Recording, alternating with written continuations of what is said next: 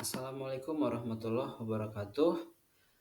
Apa kabar semuanya? Semoga semua dalam keadaan sehat walafiat dimanapun berada. Amin ya rabbal alamin.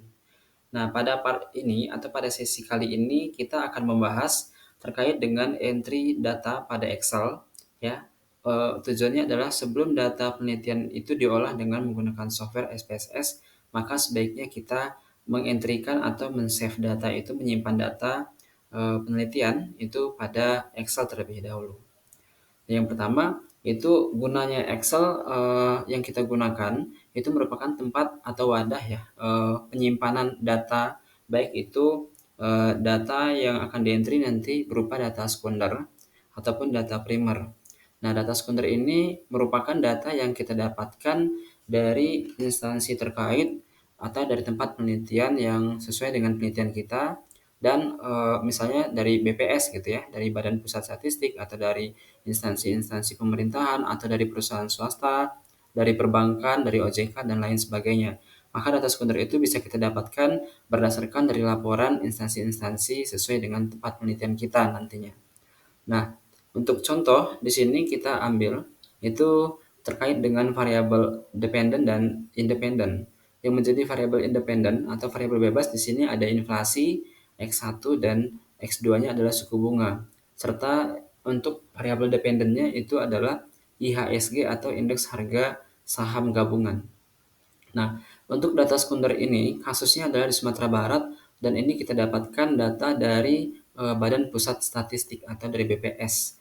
Laporannya itu kita ambil dari tahun 1998 ya, tahun 98, 99 sampai yang terakhir adalah tahun 2017, di mana jumlah tahun atau jumlah data yang kita teliti itu sebanyak 20 tahun.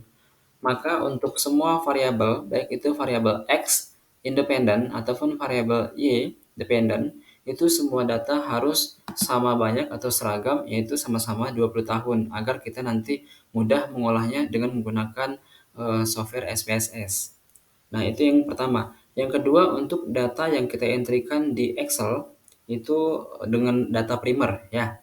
Data primer ini maksudnya adalah data yang sudah kita tabulasikan ke Excel ini dari pertanyaan yang kita sebarkan melalui responden, melalui angket kepada responden ya, dan jawaban-jawabannya itu setelah kita gunakan skala Likert, yaitu skala 1 sampai 5, itu kita jadikan atau kita masukkan ke dalam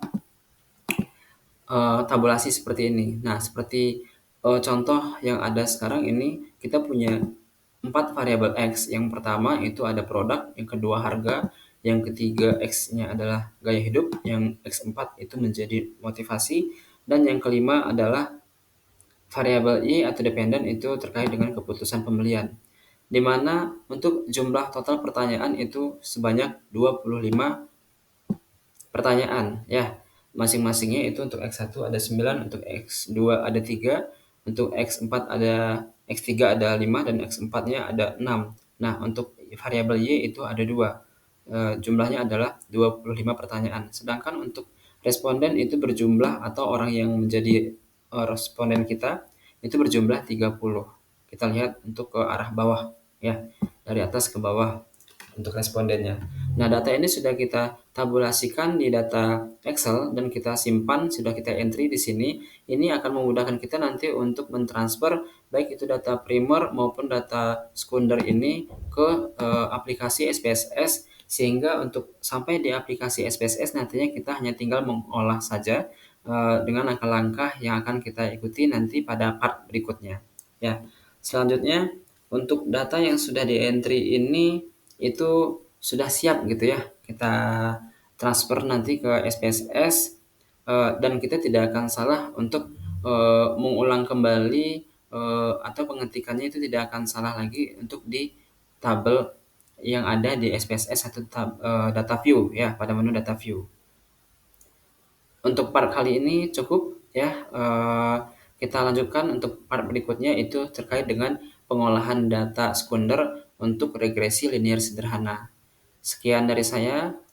Terima kasih. Assalamualaikum warahmatullahi wabarakatuh.